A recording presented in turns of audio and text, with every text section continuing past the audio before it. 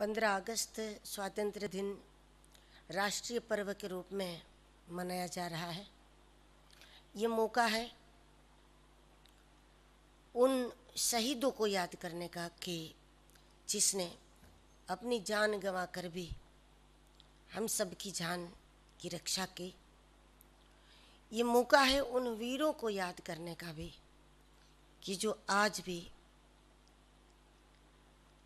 घर छोड़कर, परिवार छोड़कर के देश की सीमाओं पर, पहाड़ों में, जंगलों में दिन रात जाग रहे हैं।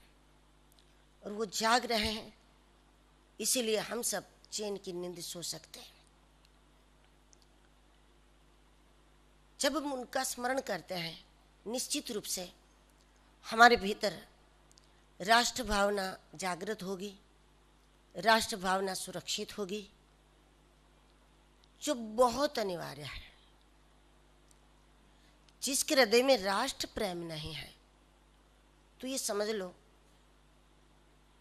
वो किसी का नहीं है, किसी काम का नहीं है।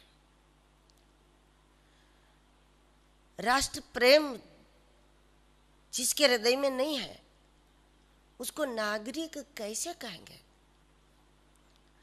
आज देश में है, इस देश में जन्म लिया है तो उसको नागरिक कहना पड़ रहा है। लेकिन जिसके हृदय में राष्ट्र प्रेम ना हो, जिसको भारतीय होने का गौरव ना हो, उसको तो निवासी कहेंगे। वो देश के निवासी है।